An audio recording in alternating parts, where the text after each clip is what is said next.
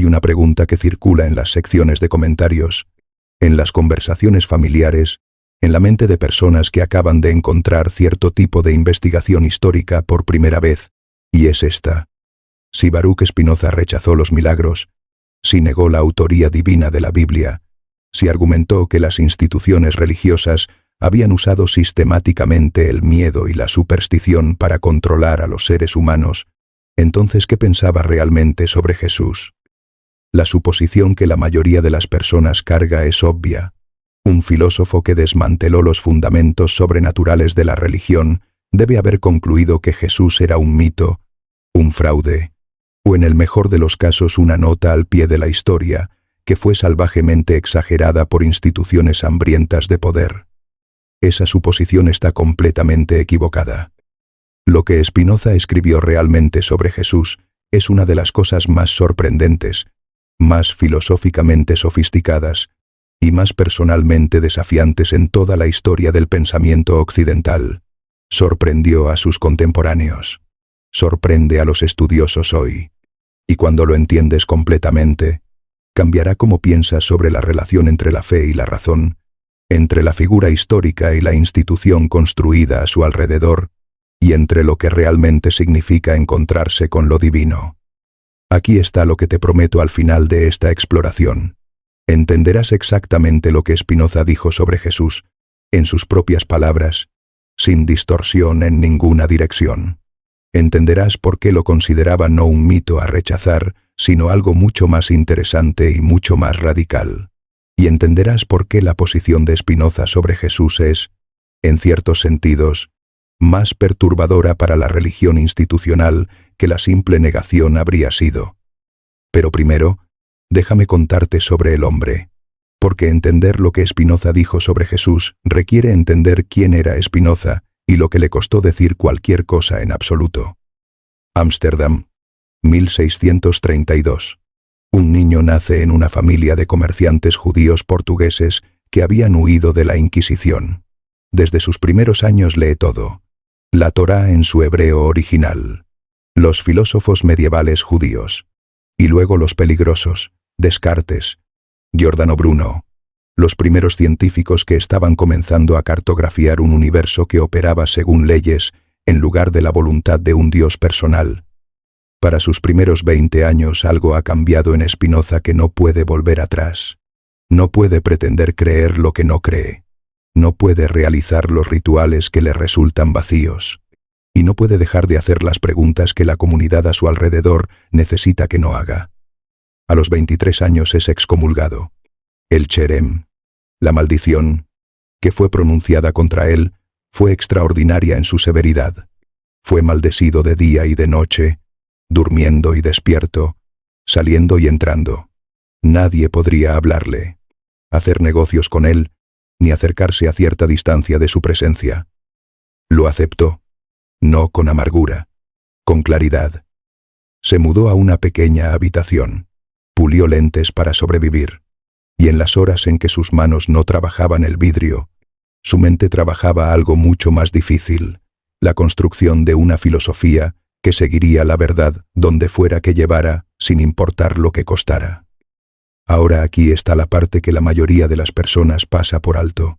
Spinoza creció en una comunidad judía que había huido de la persecución católica. El cristianismo que conocía era el cristianismo de la Inquisición, de las conversiones forzadas, de las cámaras de tortura y las hogueras, y la destrucción sistemática de todo lo que su familia había conocido. Si algún hombre tenía razones personales para rechazar el cristianismo con desprecio, ese hombre era Baruch Spinoza. Sus padres habían sido marranos, judíos forzados a convertirse al cristianismo públicamente mientras practicaban su fe en secreto. Habían vivido con el terror diario del descubrimiento, de la denuncia, del golpe en la puerta que terminaría con todo. Habían huido de Portugal con casi nada, llevando su fe escondida dentro de ellos a una ciudad que al menos la toleraría. Y su hijo, en esa ciudad, en esa habitación, puliendo lentes para sobrevivir, pensó profunda y honestamente sobre la tradición cuyos representantes habían aterrorizado a su familia, y encontró algo dentro de ella que la institución no había logrado destruir, algo que sobrevivió la Inquisición, las cruzadas, las conversiones forzadas, los siglos de crueldad institucional llevados a cabo en nombre de la figura en su centro.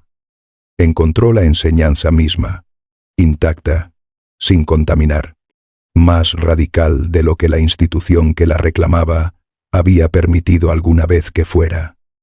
Y sin embargo, en el Tractatus Theologico Politicus, el libro que lo hizo condenar por autoridades religiosas en toda Europa, Spinoza escribió algo sobre Jesús que nadie esperaba, algo que sus contemporáneos judíos encontraron desconcertante y sus críticos cristianos encontraron mucho más amenazante que el simple rechazo. Escribió que la mente de Cristo era la mente a través de la cual Dios se comunicó más completamente con la humanidad, no a través de arbustos ardientes ni tablas de piedra, no a través de visiones o sueños o ángeles apareciendo a pastores aterrorizados, sino a través de la pura claridad de una mente humana extraordinaria que captó la verdad directamente, sin el medio distorsionante de la imaginación o el símbolo. Deja que eso aterrice por un momento. El hombre que negó los milagros, que rechazó la autoridad literal de la Escritura, que fue expulsado de su propia comunidad por herejía, describió la mente de Jesús como el punto más alto de comunicación divina en la historia humana. ¿Cómo es esto posible? ¿Cómo llega un filósofo que desmanteló los fundamentos sobrenaturales de la religión a algo que suena casi como adoración de la figura en el centro de esa religión? La respuesta requiere entender una de las distinciones más fundamentales de Spinoza, la distinción entre lo que llama los tres tipos de conocimiento. El primer tipo es la imaginación. Esta es la experiencia sensorial ordinaria, las imágenes e impresiones que recibimos del mundo que nos rodea. Es real pero incompleta. Nos muestra superficies sin profundidades, efectos sin causas. La mayoría de los seres humanos, la mayor parte del tiempo, operan principalmente en este nivel. El segundo tipo es la razón. Esta es la capacidad de entender causas, de ver patrones, de moverse de los particulares a los universales. La filosofía y la ciencia operan aquí. Es mucho más adecuada que la imaginación, pero todavía mediada. Todavía trabaja a través de conceptos y lenguaje y argumento. El tercer tipo, Spinoza lo llama scientia intuitiva, conocimiento intuitivo. Esta es la comprensión directa, no mediada, del todo. No razonar hacia la verdad, sino ver la verdad directamente, de la manera en que ves un rostro en lugar de construirlo a partir de una descripción. Spinoza considera esto la forma más alta de cognición humana, la que produce lo que llama beatitud, la alegría más profunda posible. Ahora aquí está la clave. Los profetas en la Biblia hebrea, según Spinoza, se comunicaron a través de la imaginación. Dios los alcanzó a través de visiones, sueños, símbolos, voces. El mensaje era real, pero el medio era imaginativo, lo que significa que el mensaje siempre fue filtrado a través de la personalidad particular, la cultura y las limitaciones del profeta que lo recibió. Moisés era legislador por naturaleza. Recibió la ley. Josué era un líder militar. Recibió instrucciones sobre la conquista. Isaías era un poeta de sensibilidad inusual. Recibió visiones de poder lírico extraordinario. La revelación de cada profeta fue moldeada por quién era ese profeta.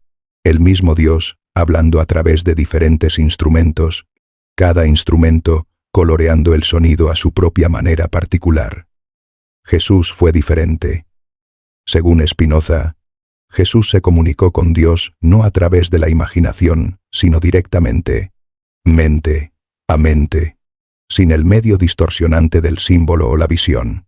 Su comprensión de lo divino no era un mensaje recibido desde fuera, sino una verdad captada desde dentro. No revelación a través de la visión, sino comprensión a través del intelecto puro. Esta es una distinción de enorme peso filosófico. Significa que lo que Jesús enseñó no fue la transmisión de un mandato divino que recibió y luego transmitió. Fue la expresión de algo que genuinamente entendió. De la manera en que un matemático no recibe la verdad de un teorema desde fuera, sino la capta desde dentro, a través de la fuerza de la razón pura. Es por esto que Spinoza escribe que los decretos de Dios, comunicados a través de Jesús, son verdades eternas en lugar de mandamientos temporales. Los profetas dieron mandamientos porque la gente necesitaba reglas que pudiera seguir sin entenderlas. Jesús dio comprensión porque captó la verdad en un nivel que hizo los mandamientos innecesarios. En el marco de Spinoza, esto hace de Jesús no el Hijo de Dios en el sentido teológico, sino algo filosóficamente aún más extraordinario, un ser humano que alcanzó el nivel más alto posible de comprensión de la naturaleza de la realidad. Una mente tan clara, tan libre de las distorsiones de la imaginación y la pasión y el interés propio, que lo que percibió fue conocimiento genuinamente adecuado de Dios. ¿Y qué enseñó esa mente extraordinaria? Spinoza lo dice claramente. Jesús enseñó una sola cosa por encima de todo, no una cosmología, no una metafísica, no un conjunto de prácticas rituales o leyes dietéticas o marcadores de identidad tribal. Enseñó el amor, específicamente, el amor a Dios y el amor al prójimo, como el resumen completo de lo que un ser humano necesita saber para vivir bien. Para Spinoza, esto no es una enseñanza sentimental. Es una verdad filosófica sobre la naturaleza de la realidad, cuando genuinamente entiendes que tú y cada otro ser humano son modos de la misma sustancia infinita, que la separación entre tú y tu prójimo es una construcción perceptual en lugar de un hecho último. El amor no es un mandamiento con el que luchas para obedecer. Es la respuesta natural a ver claramente. Ahora quiero que pienses en algo concreto. Piensa en la última vez que genuinamente ayudaste a alguien sin expectativa de retorno. No generosidad actuada, no amabilidad calculada, sino el tipo de respuesta espontánea, sin esfuerzo, a la necesidad de otra persona que surge antes de que la mente calculadora haya tenido tiempo de evaluar si vale la pena. En ese momento, algo que Spinoza reconocería estaba operando. La percepción de la otra persona como genuinamente otra, como un extraño separado y completo cuyo sufrimiento no es tu problema, se disolvió brevemente. En su lugar había algo más inmediato, más directo, más honesto, el reconocimiento de que su necesidad era real y que tú tenías la capacidad de abordarla. Ese reconocimiento, diría Spinoza, es lo que Jesús señalaba. No el marco sobrenatural construido alrededor de él, no los requisitos doctrinales adjuntos a él, sino la experiencia directa, no mediada, completamente natural de ver a otra persona con suficiente claridad como para que su humanidad convoque la tuya. Ahora quiero preguntarte algo que requiere honestidad genuina.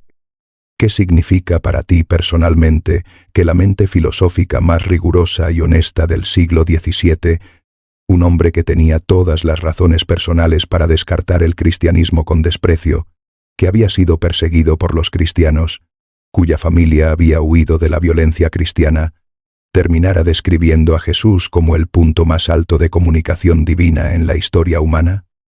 No los milagros, no la resurrección, no la iglesia institucional construida en su nombre, sino la mente misma, la enseñanza misma. Escribe en los comentarios desde dónde estás viendo esto. Tu país. Una palabra. Porque esta pregunta aterriza de manera diferente dependiendo de dónde creciste, qué tradición moldeó tu comprensión más temprana de quién era Jesús, y que nunca se te permitió cuestionar sobre él.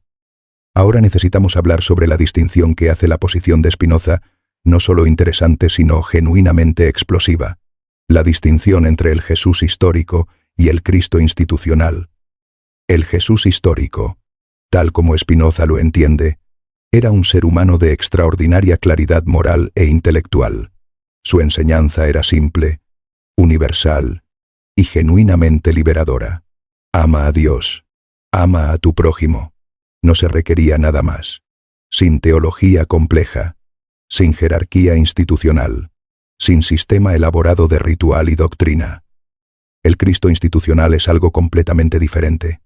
Es la figura creada por siglos de elaboración teológica, cálculo político, interés institucional propio y la conversión sistemática de una enseñanza liberadora en un instrumento de control. Spinoza observó cómo ocurrió esto. Vio que la enseñanza original de Jesús, tan simple que un niño podía entenderla, había sido rodeada por una fortaleza de doctrina tan compleja que solo los teólogos entrenados podían navegarla. Y esa fortaleza servía a un propósito. Mantenía a la gente ordinaria dependiente de la institución para acceder a lo divino. Considera cómo esto se manifestó en la historia de América Latina, la región de donde viene gran parte de la audiencia de este canal. Los misioneros llegaron con la cruz en una mano y la espada en la otra.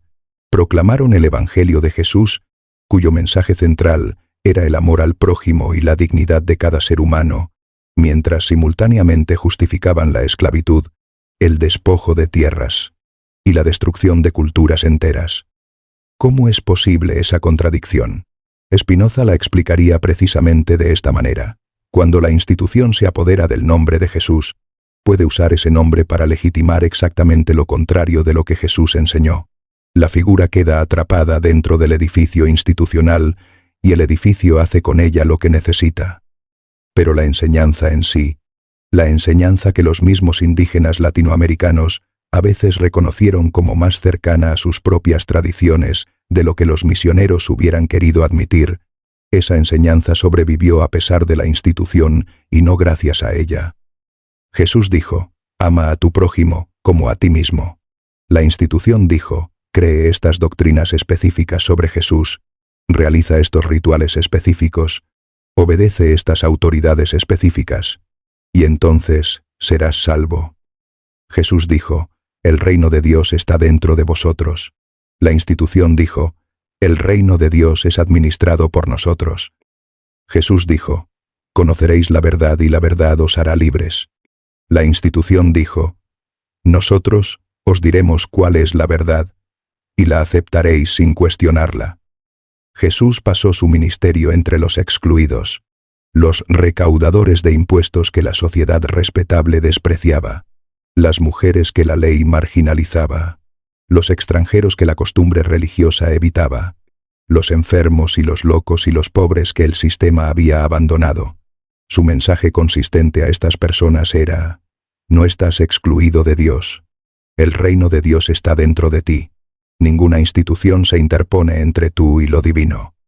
La institución construida en su nombre pasó siglos haciendo exactamente lo contrario, definiendo quién estaba excluido, construyendo jerarquías que se interponían entre la gente ordinaria y lo divino, creando sistemas de conformidad doctrinal que hacían el acceso a Dios condicional a la creencia correcta. El argumento de Spinoza no es que Jesús estuviera equivocado. Su argumento es que la institución invirtió sistemáticamente lo que Jesús realmente enseñó, que tomó una filosofía de liberación y la convirtió en un mecanismo de control, que tomó una enseñanza diseñada para hacer libres a los seres humanos y la usó para hacerlos obedientes. ¿Has sentido alguna vez la brecha que Spinoza describe? No como teología abstracta, sino como experiencia vivida. La brecha entre lo que entendiste que era la enseñanza real de Jesús, amor, compasión, inclusión radical, y lo que viste que la institución hacía realmente en nombre de esa enseñanza. Si has sentido esa brecha, has sentido lo que Spinoza describe, y no estás solo en ello. Y si todavía no eres parte de esta comunidad, suscríbete ahora. Spinoza pasó su vida buscando personas dispuestas a ser honestas sobre las cosas que más importan. Estás aquí. Eso significa algo. Ahora hablemos de lo que queda cuando caen los milagros. Porque aquí está la parte que más sorprende a las personas. Esperan que después de que Spinoza desmantele la arquitectura sobrenatural del cristianismo, lo que queda sea esencialmente nada. Un vacío. Una ausencia. Lo que queda es en realidad más. Cuando eliminas el requisito de creer cosas imposibles como condición de acceso a lo divino, lo que te queda es la enseñanza misma, despojada del aparato institucional que fue construido alrededor de ella, despojada de la complejidad doctrinal que fue construida sobre ella, despojada de la historia política que fue llevada a cabo en su nombre. Y lo que esa enseñanza dice, en su núcleo irreductible, es algo que Spinoza considera genuinamente verdadero, no metafóricamente verdadero, no poéticamente verdadero, filosófica, rigurosamente, demostrablemente verdadero. Que el amor a Dios y el amor al prójimo no son mandamientos separados, sino una sola orientación hacia la realidad. Que cuando genuinamente entiendes la naturaleza de la sustancia infinita que subyace a todo, no puedes evitar amarla. Y cuando genuinamente entiendes que tu prójimo es un modo de la misma sustancia infinita que tú eres, no puedes evitar amarlo. No como un acto de voluntad luchando contra el egoísmo, sino como la consecuencia natural de ver claramente. Y aquí llega Spinoza a algo que incluso sus críticos tienen que tomar en serio. Dice que la persona que genuinamente vive según la enseñanza de Jesús, que genuinamente ama a Dios y al prójimo, que genuinamente orienta su vida alrededor de ese doble mandamiento simple y radical, tiene salvación, independientemente de lo que crea sobre los milagros, independientemente de su posición doctrinal sobre la Trinidad o el nacimiento virginal o la resurrección, independientemente de si ha sido bautizada o confirmada o ha recibido algún sacramento. Y la persona que realiza todos los rituales, afirma todas las doctrinas, se somete a todos los requisitos institucionales, pero no ama genuinamente a Dios y al prójimo, no tiene nada. La envoltura sin la sustancia, la forma sin el contenido, el mapa sin el territorio. Esto quizás es lo más perturbador que Spinoza dice sobre Jesús. No que no fuera divino, sino que la institución que dice representarlo ha priorizado sistemáticamente la envoltura sobre la sustancia, y que el contenido genuino de su enseñanza está disponible para cualquiera, de cualquier tradición, dispuesto a vivirlo. Esto es lo que Spinoza dice que Jesús entendió. Esto es lo que hizo su mente extraordinaria. No los milagros atribuidos a él, no la resurrección reclamada en su nombre, sino la claridad de visión que produjo la enseñanza moral más simple y más radical en la historia occidental. Una enseñanza tan simple y tan radical que la institución construida en su nombre ha pasado 2000 años intentando hacerla más complicada. Y aquí está algo que las voces más honestas dentro del cristianismo siempre han sabido, pero que la presión institucional a menudo ha suprimido. La tradición más profunda del misticismo cristiano dice algo notablemente cercano a lo que dice Spinoza. Maestro Eckhart, el místico alemán medieval, escribió que Dios y el alma no son dos, sino uno, que la chispa de divinidad dentro de cada ser humano no es un regalo desde fuera, sino una identidad desde dentro, que conocer a Dios no es recibir información de una fuente externa, sino descubrir lo que ya eres en el nivel más profundo. El místico español Juan de la Cruz escribió sobre la noche oscura del alma, el doloroso proceso por el cual todas las imágenes y conceptos y estructuras institucionales a través de los cuales nos hemos acercado a Dios deben ser despojados antes de que el encuentro genuino sea posible. Todo lo que no es Dios debe caer, dijo, antes de que lo que genuinamente es Dios pueda ser visto. Estas voces a menudo estaban en tensión con la institución, incluso mientras permanecían dentro de ella, porque lo que señalaban estaba demasiado cerca de lo que señala Spinoza para que la institución se sintiera completamente cómoda con ellos. Spinoza simplemente tuvo el coraje, y la honestidad, y la precisión filosófica, de nombrar la brecha explícitamente, y de insistir en que no era un desacuerdo teológico menor, sino una pregunta fundamental sobre si la institución estaba sirviendo o traicionando la enseñanza que decía representar. Y esto es más peligroso para la religión institucional que el ateísmo directo, porque si Spinoza simplemente hubiera dicho que Jesús no existió o era un fraude, la institución podría descartarlo como enemigo de la fe. Simple, cómodo. Pero Spinoza hace algo mucho más subversivo. Separa a Jesús de la institución. Toma la figura más sagrada del cristianismo y la usa como arma contra el edificio mismo. Esencialmente dice, mira lo que Jesús realmente enseñó. Ahora mira lo que la institución que dice representarlo realmente hace. Estas cosas no son lo mismo, ni siquiera son compatibles. Y la brecha entre ellas no es un desacuerdo teológico menor. Es una traición fundamental. Hay un comentario que aparece en las discusiones sobre este tipo de investigación histórica una y otra vez. Dice algo así, quizás la profundidad de Jesús no está en su biografía, sino en sus mensajes. Spinoza diría, exactamente. Ese es precisamente el punto. La institución confundió el mensaje con el mensajero, y luego confundió al mensajero con la mitología construida a su alrededor. Despoja la mitología y el aparato institucional, y lo que encuentras es un mensaje que no necesita autenticación milagrosa para ser verdadero. Un mensaje que es verdadero en sus propios términos, verificable a través de la experiencia vivida, accesible para cualquiera dispuesto a intentarlo honestamente. Piensa en lo que esto significa históricamente. Las guerras libradas en nombre de la corrección doctrinal. Las cruzadas lanzadas en defensa de los lugares sagrados de alguien que le dijo a sus seguidores que amaran a sus enemigos. La Inquisición operada en nombre de alguien que pasó su ministerio con los excluidos y los condenados. Las hogueras llevadas a cabo en nombre de alguien que se negó a condenar incluso a la mujer sorprendida en adulterio. Spinoza no señala estas contradicciones para anotarse puntos contra el cristianismo. Las señala porque genuinamente cree que representan una traición de algo real y valioso, algo que merecía algo mejor de lo que recibió en manos de la institución que decía representarlo.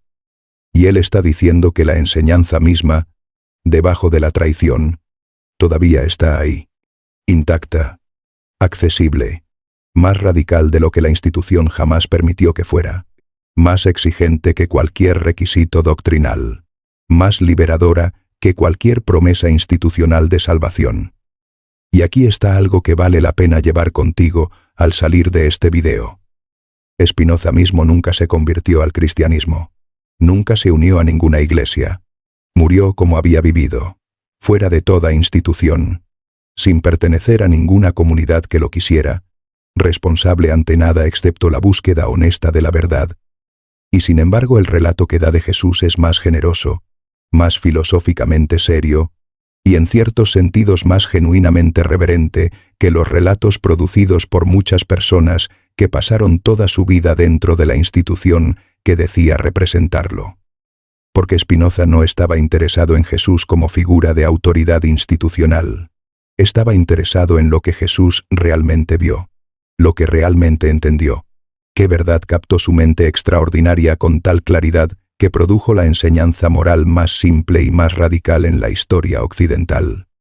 Y entre todos los maestros de moral en la historia humana, Spinoza observa que Jesús se distingue no por las afirmaciones sobrenaturales hechas sobre él, sino por la calidad de la visión moral misma, su simplicidad, su radicalismo, su negativa a crear jerarquías de valor entre los seres humanos, su insistencia en que el reino de lo divino no es una recompensa por la conformidad doctrinal, sino una condición de percepción disponible para cualquiera dispuesto a ver claramente. Otros maestros morales, observa Spinoza, construyeron sistemas, crearon marcos elaborados de reglas y virtudes y categorías filosóficas a través de los cuales uno podría navegar hacia el bien. Sus enseñanzas son valiosas, requieren esfuerzo y tiempo para dominar. Jesús hizo algo diferente. Colapsó todo el proyecto de la filosofía moral en 2 frases. Ama a Dios con todo lo que eres. Ama a tu prójimo como a ti mismo. Y luego demostró cómo se veía esto no en un tratado, sino en una vida. En encuentros específicos, con personas específicas.